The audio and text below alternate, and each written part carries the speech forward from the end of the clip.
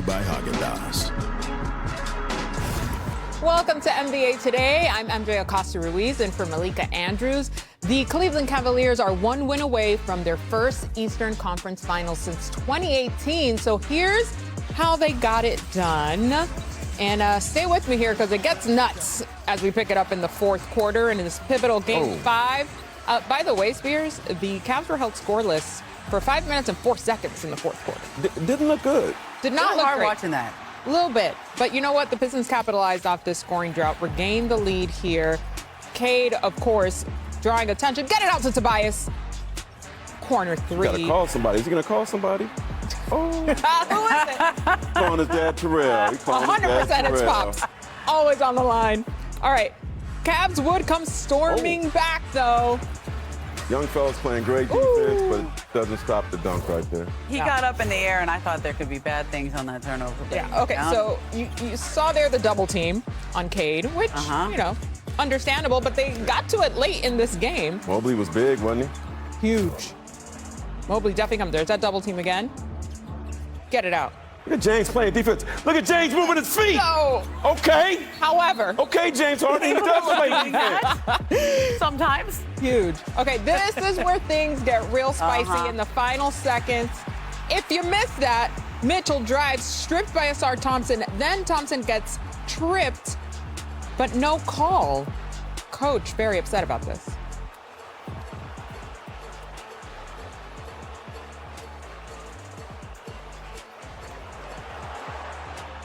Allen on that trip. He fouled Asar. It's bad. I mean, clear. He trips him when he's going for a loose ball. In the game situation, you know, that's tough. So here's what referee Tony Brothers said about that play. During live play, both players were going for the ball, and there was incidental contact with the legs, with no player having possession of the ball. That's one of the last OG refs. He ain't calling that. In short, he's not calling that. We take it to overtime. Spida doing what he does. Banks that one in. He's back. You know, so many times the team comes back from a deficit and then loses in overtime because they run out of gas. Yeah. Cleveland had some extra. Massive. Check this out. Struz. Oh, okay. Crazy. Cade was not ready for him to try to steal there. All. Harden goes to the line, misses it, but gets his own rebound. Cavs win 117. Here's Harden with Lisa Salters. You know, we're a fairly new team for the most part, so we got to find out, you know, who we are in the moments, which is it's good for us. So this is our story. This is how we're shaping our story. Great time to win the game. Great time to have a first road win. They go win the recovery battle. Win right now. Like if that's good. That's the key. We get them at home. No time to relax. No time to relax. Yeah, you don't get this out. Like I said earlier, you don't get this opportunity often. You know what I mean? So like do whatever you got to do to be prepared for Game 6. And we got to give one more shot out. Max 3. The Cavaliers go on a 9-0 run to end the fourth quarter and win in overtime. They overcame their largest deficit in the final 3 minutes of a playoff game in the last 30 years. James Harden's team had been 0-59 when trailing by at least 9 points in the final 3 minutes of a playoff game. Crazy. Wow. Thank goodness we have two of our senior writers here with me, Ramona Shelburne and Mark Spears. Yeah. Guys, craziness for sure. This is what we sort of expect a little bit, but not to this degree. Ramona, the Cavs are now one win away from advancing here. What is their mindset going into Game 6? Well, I think you heard James Harden say some of that, which is we got to win right now. Yeah. It's Game 6. When you have an opportunity and you have a team and a chance to eliminate them, you don't take those for granted because he's been in this position before, and when you don't get it done, that becomes now your story, your legacy, something you have to live with. And he's in year 17. He doesn't know how many more of these opportunities he's going to have. And I think that's why he was open to going to Cleveland. You know, he could have vetoed that trade from the Clippers. He's from Los Angeles, but felt like this team gave him a chance to win, and they're right there. And they don't want to let that opportunity slip through, so they got to get it done in Game 6. No question. I mean, it's quite literally do or die. Mark, you've spent a lot of time with Donovan Mitchell this season. How poetic is it that he is on the cusp of getting to the conference finals, really for the first time in his career? This is the biggest game of his career for several reasons. I'm not putting extras on it. That's what it is. One, he's never been in the conference finals in his career. Two, he told me at the beginning, a couple weeks ago, that he and James and Joel Embiid have more to prove in the playoffs than anybody. 3, he's from New York. Right. Is that a bad accent? He's from New York. The New York Mets put food on his table. He used to be in their clubhouse all the time. Yeah. His dad works there. Right. He was a high school star in New York. He started the season in New York. He wants to finish the regular season in New York. Playing against the Knicks, his childhood team, went to the Garden as a kid, is a huge deal. And if that's his path to the finals and he's able to do it, I don't know if he could write it any better than that. Also, the but Knicks he has to win first. Also, the Knicks who had a chance to trade for him and didn't Oh, do the last little bit to get that trade done. talk about it. There's a lot of layers to this one. All right, on the other side of things, the Pistons became the 5th 60-win team to lose 3 straight games in a best-of-7 series after taking a 2-0 lead. 3 of the previous 4 went on to lose the series. So the only exception was the 2006 Pistons against the Cavaliers. Here's Cade on his team trailing in the series. It's first 4 wins, though. We know that. We've had our back against the wall before. And at the end of the day, I mean, if we can't win a game on the road, how far are we really going to get in the playoffs? How far are we going to get in this league? So we got to go win a game on the road. That's what we're going to go do. Yeah, backs against the wall. Mark, how do you expect the Pistons to win 2 in a row? Well, one, maybe their fans could show up to Cleveland the way the Detroit fans not far. ride. No, At all. They took over the arena. They showed a lot of disrespect in Detroit, but I think Jalen Duren's got to get them back. I mean, we know what Cade is. Jalen's an all-star too. Trajan Langdon, the general manager, and their coach both told me, JB, that they weren't upset about not making a trade for another scorer. They felt like they were fine. They wanted to give their guys a chance. Jalen didn't get much of a chance last game. He only played a little bit in the fourth quarter, didn't play in overtime. He's averaging 10 less points in this series than he did in the regular season, 4 less rebounds. He's got to show up. He has to be big. This may be a bad matchup for him, but he's an all-star, potential superstar in this league, and he has to arrive. Listen, I think they need some more gravity on the court to create space for everybody. I mean, Cade's doing everything, but there's a reason why they're putting a double team on him every single time. And the reason they don't have that space is Duncan Robinson wasn't able to play. He's had this lower back tightness. It's kind of popped up throughout the series. So you know what gravity is? That's like one of those things coaches talk about. Mm-hmm. We learned about it in school, right? That's like the gravity of a planet, right? Okay. The pole. Yeah, you learned about gravity in They school. go to Stanford like that. Stop it. Okay. No, But this is one of my favorite terms, and I can't believe this is really a stat now. Like, how do we measure gravity? Are we actually doing the physics? Or are we just saying that it quantifies the measure of a player's impact on defensive movement related to expectation from floor spacing? Gravity means people respect you. They got to guard you out by 3. Duncan Robinson is one of the biggest gravitational pulls in the playoffs. So I guess in that graphic, he'd be Mars. Is that right, if we're talking about the planet? Like SGA would be Jupiter, and then Saturn would be Wemby. We're just going in order of planet. They're missing a lot of gravity, and gravity creates space. That's why he's got those contracts with Miami Heat and the Detroit Pistons over the years. And from what I'm told, he's gonna try to play in Game 6. It's hard to predict. It's still got to do some work, but there's a chance he can come back in Game 6 with this lower back injury. Another guy who has some gravitas. There you go. Cade Cunningham, Spears. I mean, he has just been quite literally the MVP of this Pistons team throughout the entire season. Ain't no gravity for him. He on Earth, and he's getting double teamed, and he can't breathe anywhere he goes. Coach Bickerstaff mentioned it after the game. They definitely need Duncan back.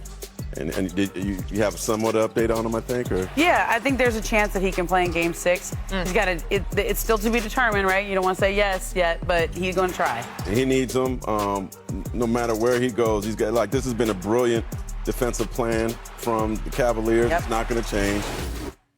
That's what makes it tough. Also, when you don't have a secondary I was waiting guy. for JB to go off on the refs a little bit. Cleveland has shot like 46 more free throws in the last couple. Tony games. Brothers don't play though. I know, but that's a difference in the last couple games here. All right, these are the vet refs now. These are different refs. A little bit of trivia for you guys. So here we go. Since the playoff expansion 3, can you name the only team to reach the conference finals after losing its first 5 road games in that preseason? 2003.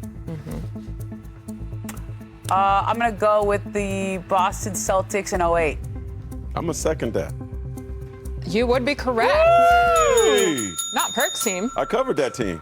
Hey, look at they kept going to young Game 7 every young time. up and coming Perk. Yeah, they can only win at home. That's it. brother. Hey! Leslie, one of the most accomplished players in basketball history.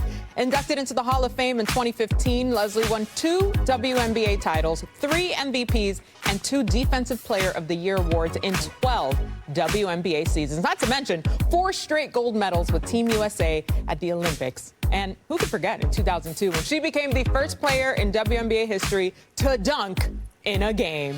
And we now welcome in the legend, the WNBA legend, Lisa Leslie. It is so great to have you on. Thank you, MJ. So great to be here with you. Now, Lisa, just hours ago, you announced that Crypto.com Arena will be unveiling a statue of you on September 20th. Much deserved. What does it mean to join the likes of LA basketball legends? Oh, it's really an honor. I grew up watching Showtime Lakers, and I know Magic's out there, Kareem's out there, Shaq's out there, and of course the late, great Kobe Bryant is out there. So for me to have this moment in my career, I couldn't be happier, especially to be the first female. When you think about the legacy of Los Angeles, coming out of Inglewood, it started at the Forum, the City of Champions. I knew when Dr. Buss acquired the Los Angeles Sparks that it was about winning championships, and I did the best that I could every single moment representing LA. I'm so happy about our community that they'll have an opportunity to have this statue, to come out and see it. Lisa, I'm in my 40s, and big me and inner child me are both freaking out about this. You were a key part of the inaugural WNBA season and played in the league's very first game. So as the WNBA celebrates its 30th season, what has it been like for you to witness the league's growth and the evolution over the years? You know, MJ, honestly, I'm just happy to be alive to see the evolution. When you talk about this CBA that is historical, that these women have just fought for, they were able to honor the past and having sort of a veteran's stipend based on your years for us to get a little bit of money, a little piece of the pie. What they've done for right now, these current women who are playing and the amount of money that they're going to be able to make, as well as the sharing in equity. And then the future, these women that are in high school, young girls that are playing or that are in college will also reap the benefits. So, you know, just hats off to these women who fought.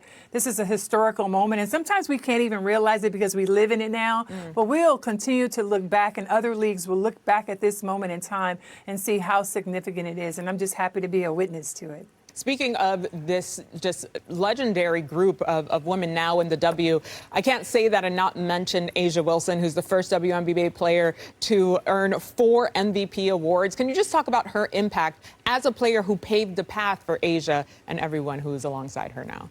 Yeah, I just love it. The timing could not be more perfect, more eyeballs on this game than we've ever had before. And for A'ja to be the most outstanding player in the world and continue to play at that level, I'm so happy for her. She's inspiring to watch the way that she does it, because people don't realize the fact that the WNBA is in the summer. You have to train in the off season to be prepared to stay at that high level, but also continue to add to your game. You can never stay the same. You have to constantly get better, and A'ja Wilson has done that. That's why she's the only 4-time WNBA MVP, surpassing myself and Cheryl Swoops and Lauren Jackson, and it's well deserved. So I'm happy for her, but I'm so happy also just for where the WNBA is right now. The champions, the aces are at the top, but wow, there are so many teams that are coming for them.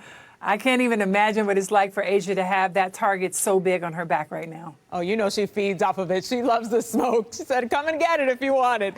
Now, you made history as the first player to dunk in a WNBA game. We still don't see a lot of dunks in games, even though players are dunking more in warm-ups and practice. We know this. But what do you think it takes to go from dunking in practice to having the confidence to do it in a game?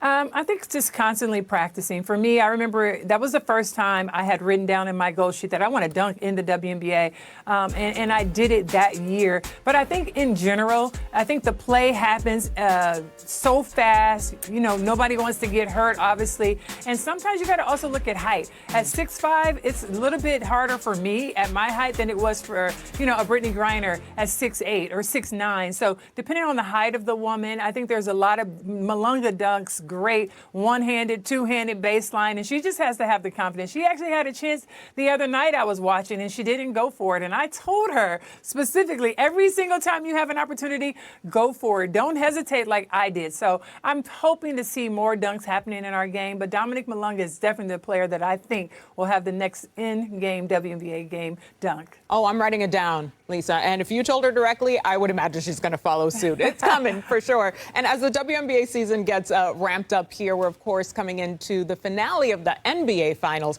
Do you have a prediction for what the gentlemen will do and who will take the trophy? You know, you always look at the teams who get the most rest, and I'm so happy for the New York Knicks, first off, let's just say, because this might be the year that they're able to get over the hump, the fact that they're getting some rest, and hopefully OB can get back out there. But then you also look at OKC, and one thing I can tell you, being a back-to-back champion, the second championship is the easier championship to win than the first one. So the fact that they have that experience, they're getting their rest, they have such a deep bench. You have a coach who's already been prepared in that situation. I think it's going to be OKC's championship to lose. And I say that because New York, depending on home court advantage, depending on how well they can play, everybody's probably rooting for them, even the officials maybe. No, so it's going to be interesting to see if New York can really hold on to it. But OKC, wow, so tough. The grit this year, especially now in the postseason, has been phenomenal to watch. Lisa, thank you so much for joining the show, and congratulations again on such a well-deserved honor. Thank you. I look forward to seeing that statue. It better look good, too. Please. All right, let's stick with the WNBA and go coast to coast and check in on all the action from around the league. In Connecticut, A'ja Wilson scored a season-high 22 points with 11 rebounds, while Kennedy Carter lit up the scoreboard with 27 points as the Aces crushed the Suns. Ramona, what's your take on Vegas so far this season? Wow, Kennedy Carter has come out of nowhere to be this huge contributor for the Aces, and that's what happens when you have a solid core. You can just bring in role players, you can find somebody, and they can step right in because they have a way of playing, and she's explosive off the bench. All right, in Toronto, Marina Mabrey and Brittany Sykes led the Tempo to their first win in franchise history. I know, right, Mark? You spoke to them after the game. What did they have to say? Yeah, I talked to the president of Tempo, Teresa Resch, and she said winning this first game meant everything to the franchise. It was incredibly emotional. It meant a lot to not only the players, the organization, the city, and Canada, and let's go Tempo. Let's see. In the history books, literally. Okay, now to Los Angeles, where Caitlin Clark notched her 24th career game with at least 20 points and 5 assists as the Fever defeated the Sparks. Ramona, what stood out to you about Caitlin? Okay, so I was at this game. I'm still waiting for her to make a three. Ooh. She missed all 6 of those three-pointers she took. Shots fired, literally. No, she got points. She got to the line. They won the game. But she hasn't found her stroke from 3 yet. I think she's 1 for 11 on the year. And it was... That's the one right there? Yeah. she's mad, right? That's she's dealing with some body stuff, though. Her back's hurting a little bit. She's kind of working through it. All right, in case you missed it, H-Town, stand up! The WNBA and NBA Board of Governors unanimously approved the sale and relocation of the Connecticut Sun to Houston Rockets owner Tillman Fertitta. The Houston Fertitta, thank you. The Houston Comets will tip off in 2027. Chiney Ogwumike hosted their introductory press conference today. It's only right. All right, here we go. Saturday, June 6th. Don't miss a WNBA doubleheader on ABC. Seattle visits Minnesota at 1 p.m. Eastern. Then Golden State takes on Las Vegas at 3. Tip-off with WNBA Countdown at 12:30, and you can catch both games streaming on the ESPN app. Olivia Miles. Woo! Crazy so far. Coming up, the Knicks are waiting on their next opponent and now monitoring a major OG Anunoby update, too.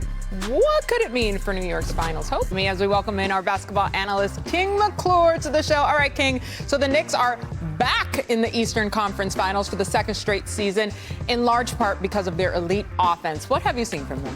They've completely reconstructed what they do on the offensive side. They've gone away from late shot clock isolation situations with Brunson. We know he's good, but they play to the strengths of their personnel. Right. They're running more of a read and react offense that allows a free-flowing type of mindset that's extremely hard to guard if you're not communicating on the defensive side.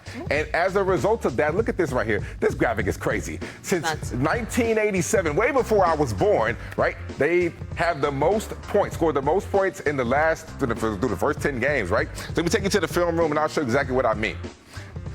Let's go to it. I want you to notice that they go through Karl Anthony Towns. He's completely transformed the offense. Extremely simple, but effective. Right, a simple curl screen. No help on the backside because you got a shooter in the corner, and now all of a sudden, Mikal Bridges gets an easy layup. Same thing, right? You can disguise it in a myriad of ways, and right here, out of a closeout, that's too much space. VJ Edgecombe is now having a closeout. Jalen Brunson is too good. One-on-one, he can create, he can get by you, and you are at his mercy, all right? Last play. Because once again, this is high IQ from Jalen Brunson. They get the ball to Karl-Anthony Towns. They fake the handoff. Look at how he switches his angle on the screen. He goes from a down screen to a flex screen, which completely throws off the defense. And now OG Anunoby for the easy flush. I mean, this right here, when you look at what Karl-Anthony Towns has done in the years of 2024 and 2025, through his 34 postseason games, 66 assists. Well, right here in 2026, through 10 games, he has already matched that. He has been phenomenal, and when they play through him, they have had a ton of success, MJ. You know what we call that? Plátano power. My cousin, not really, but you know, if you're Dominican, you get it. King, thank you so much. Now, a big part of all of this, if the Knicks want to win it all, they have to be healthy. No one knows that better than our senior writer, Vince Goodwill, joining us now, who covers everything Knicks. You got us, Vince. So OG Anunoby was at practice yesterday after missing those past 2 games with a hammy injury. What's his status? Well, he went through practice yesterday, although he went through the non-contact portion of practice when the Knicks went live. He did individual stuff. He was shooting when the media let us into practice yesterday. He did not have on a practice jersey, so the Knicks might have been trying to give off a little something there, but it all tracks that, MJ, he could and should be available for Game 1 of the Eastern Conference Finals. When it begins, it's just a nice little time of rest for the Knicks to get healthy compared to some of these other teams who are battling it out in the second round. Yeah, to that end, Vince, this is a long layoff for New York, as they may have up to 7-9 days potentially without a game. What is their mindset with this much time off?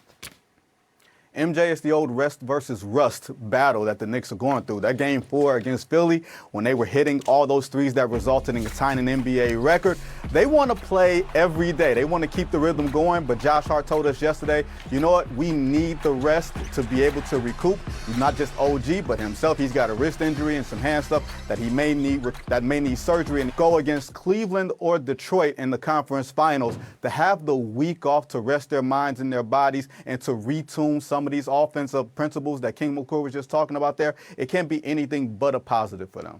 Huge. All right, Vince, thank you for always keeping us honest in all things Knicks. All right, this season the Knicks were 2-1 against the Cavs and 0-3 against the Pistons. They did, however, beat Detroit in the first round of the playoffs last year. Here's what Josh Hart had to say about the long layoff. The first series, we had, a 4 days break, I think it was.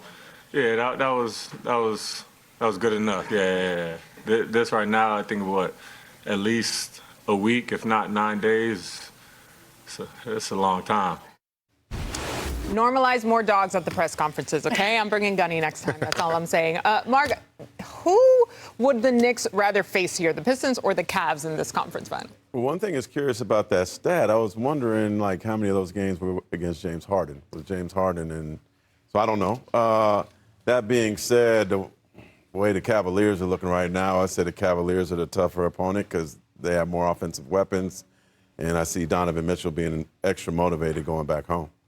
I mean, I don't think you want to play the Cavs because of the way they're playing, but Detroit and the Knicks already know what it looks like when you play a 7-game series, and that one was real close last year. Because their styles are both from physical, rugged teams that push each other around. They usually win with their physicality. So I'd rather play a team that I can be more physical against, and I think that would probably be the Cavs. For me, it's Detroit, because when you look at it, Jalen Durant has not been the Durant that we've known him to be all season. They do not have Duncan Robinson. We don't know the status of, even if he does play, how healthy will he be? So because of the unknowns of Detroit, I think that's the opponent that you really want to go into the series and see. All right, so to the other team who also swept their series and is watching the rest of the West semis, from their couch, the defending champs OKC, they are 8-0 in these playoffs. Now, SGA posted on Instagram, as only he could. Yeah. You know, our boys got some bars.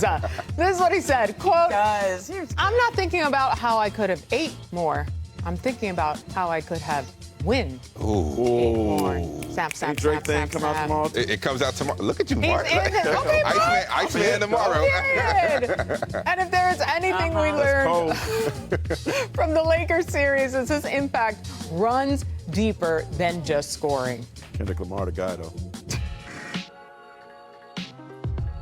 Let's talk about the double teams. It's like we offensive rebounded early in the series way more than we normally do. A lot of that has to do with them being off our body. They're off our body because they're doubling him. So it's like he's contributing to offensive rebounding. everybody else on the team is playing an advantage when two guys are on him and the ball comes out.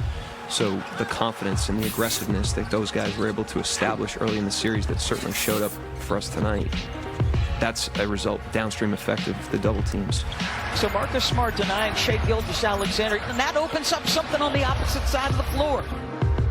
The Lakers were playing a scheme that required a lot of energy.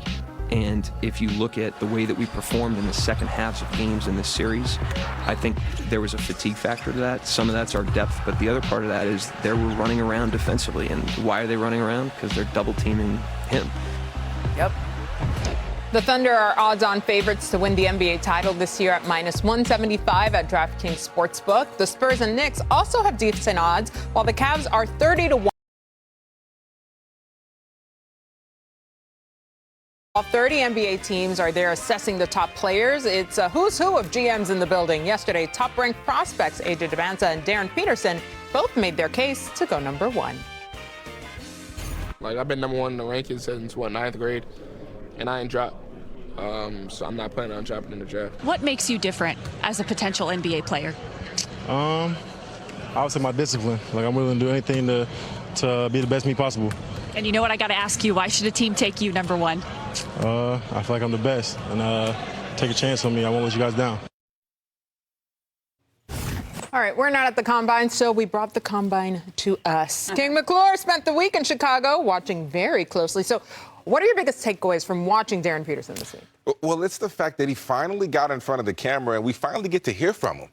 This is what we have been wanting to hear. We have not heard from him all season, no matter what's going on. You saw the antics. You saw everything that has happened throughout his career at Kansas.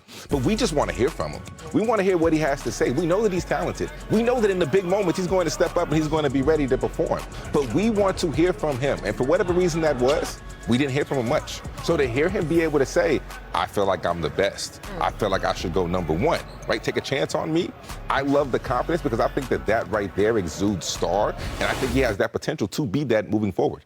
Well, I sat in a room with him for about an hour last week, and I heard a lot from him. And it was interesting because I wasn't as close to it as you were all year, but I followed it enough to go, wow, he really, this is such a mystery. And the thing that I took most from it was he really did not know the answer. The reason he didn't talk is because he didn't know what to say.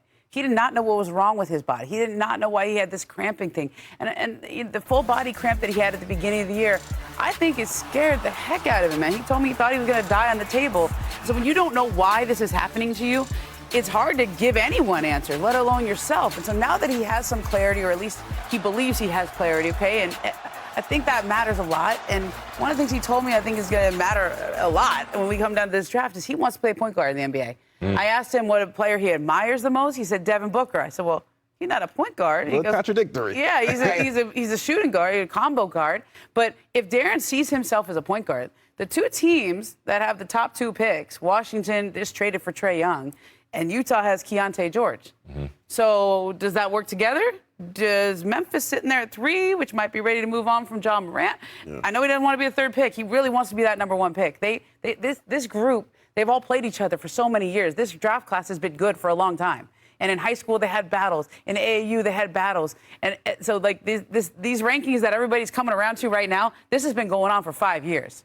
Well, George, the star guard for the Jazz, after the draft lottery, he put his arm around DP. Yeah. So I think there's some chemistry going on there. Yep. But, you know, I talked to a guy, executive from an NBA team today, and he said, remember that draft in 2021? I'm just read you some names. K, Jalen Green, Mobley, Suggs, Giddey, Kuminga, Wagner, Sengun, Jalen Johnson, Austin Reeves undrafted. Yep. He told me that this draft is as deep as that one. Whoa. So, which is saying a lot about how special this is. You know, the Warriors have that 11th pick, and people wondering, like, hey, can they get in the Giannis mix? And from what I'm being told today from several people, the Warriors like to keep that pick. Wow. And I wonder if they could get your Dominican brother from Michigan. Oh, my God. The Dominican LeBron? Big Yaks. The kid, Please. Mexican kid. That's going to be the first Mexican kid, Lopez. He'll be sitting there perhaps at 11.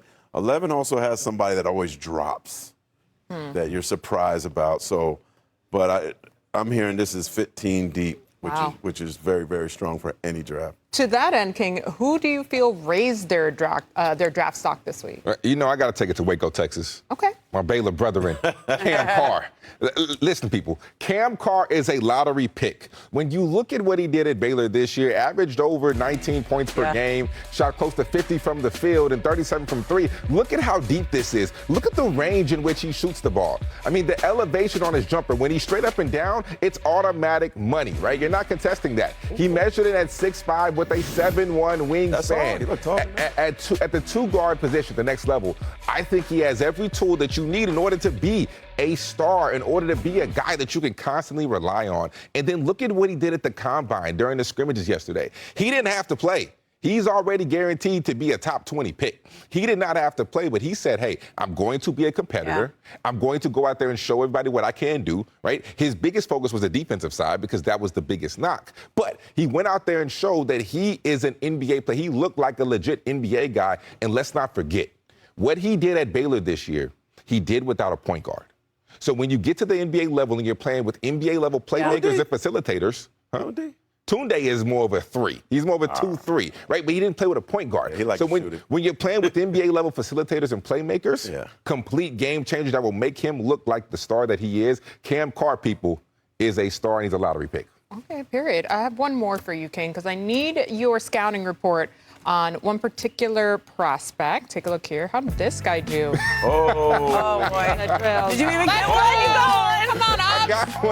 Come on up. So 24 inches on the standing vertical. And I have to say, I'm not trying to call anybody out, but that is 1 inch under Jackson Lindeborg. I made it through. Jackson Lindeborg got 25 inches on his standing bird. I got 24. That's his comp right now. I'm actually being so. But how about like at your peak? Probably about 28, 29. Probably. Okay, period. That's a lot. 36, though. All right, the Warriors won the 11th pick in the NBA draft lottery on Sunday, which would be the highest pick in the draft since taking Jonathan Kuminga at 7th overall in 2021. Keep that in your notebook. Right now on ESPN.com, a must-read for NBA fans. Ray Thompson spent 11 months with Warriors head coach Steve Kerr, following alongside his season and decision to remain with the Warriors. So now we welcome in the 4-time New York Times bestseller, Ray Thompson. Thanks so much for joining us. Oh, you're welcome, MJ. Thanks for having me. I really appreciate it. So, right, it was well known that Steve Kerr's contract was up, and the decision on whether he would retire lingered for months. So what was the moment that changed his mind? I mean, obviously the moment at the play-in game was very visible, but I also think that, there were a lot of factors at work here. I mean, there was loyalty. I think he just didn't feel right leaving if Steph was still there. I think, family things. Nick is on his staff, his son, and his wife certainly likes having the grandkids in town. But I think most of all, I don't think he really has a sense of himself without this job, and I guess more to the point, without a season. Like, I'm not sure he really could picture what his life would be like without the 82.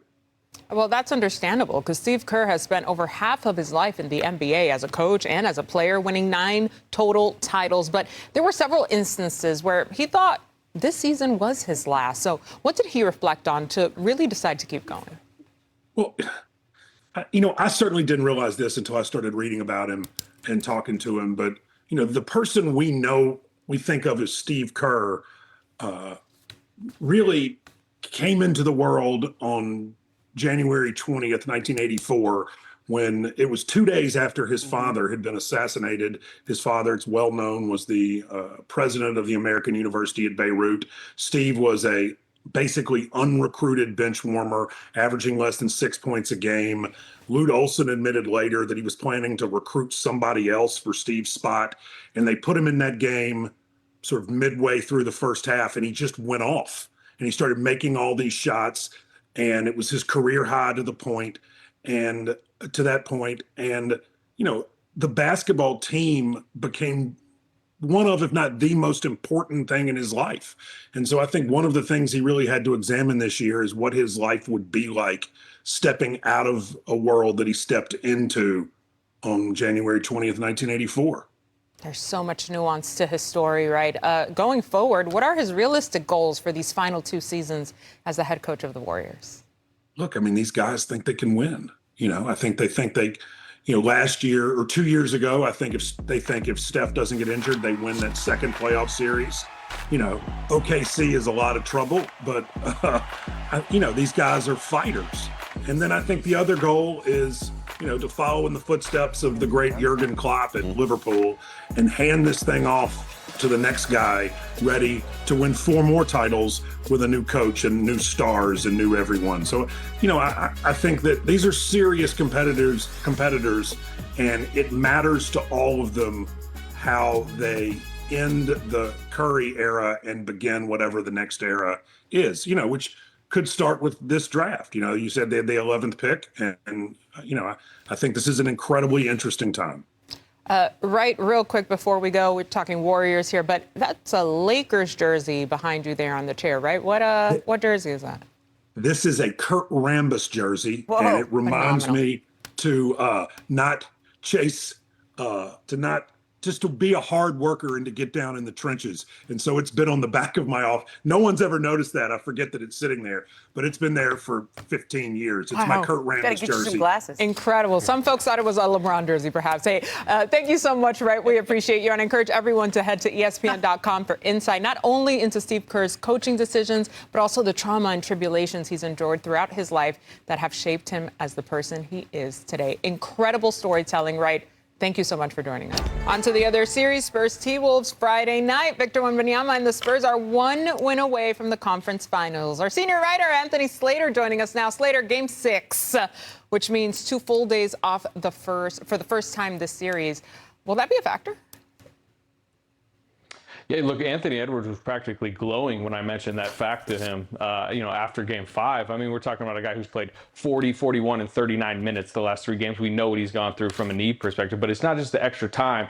It's the extra attention that the Spurs are giving him that the Timberwolves are trying to solve. They threw 20 double teams at him in Game 5.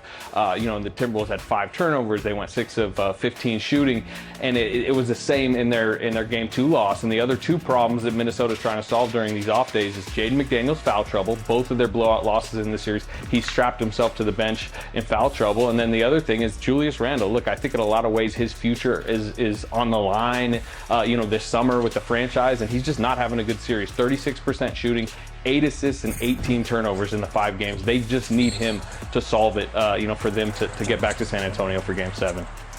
Glowing is crazy, but also very valid because all these guys could take the extra day off. All right, Slater, thank you so much. We appreciate you. Meantime, for us, it's Friday Junior, so let's have some fun. It's our hit game. Who said that? We're going to take a look at some quotes. Here we go. Ramona be cheap. Let's go. King, it's your first time playing, so you're going to start us off. Who said, quote, in Africa, we say when kings go, kings come, and King went. And we have a little prince. I know this answer. I know the answer to this. Okay, well, go off. Dallas, Texas, Masai Ujiri. Okay. There you go. That's easy. That's a great quote. With that many kings in the quote, our guy King had to get it. I always say in Africa, we say, when kings go, kings come. And a king went. And we have a little prince here. Now we're going to turn into a king. Love that. Phenomenal. Love that. Shout out to the city. Man, who wrote that for you, Masai? No, he did that. 100%. Mark, you're up. I've never had a losing season. You're asking me about tanking. I don't see it in my future. I don't want to be part of it. Was it Draymond Green, Russell Westbrook? Can't or say Jaylen Russell Brown? hadn't had a losing season, so you take him off respectfully. I'm gonna go Jaylen Brown. Okay, and the answer is. I finally won. Yay! I've never had a losing season. Yeah. So you asking me about tanking, I don't see it in my future. You see him in the spirit tunnel, never see him smile so much. All right, Ramona. Let's who go. said, quote, taking care of a dog is way harder than taking care of a kid. Klay Thompson, Josh Hart, and Anthony. That's easy. Y'all give it a layup. I mean, it's got to be Clay, right?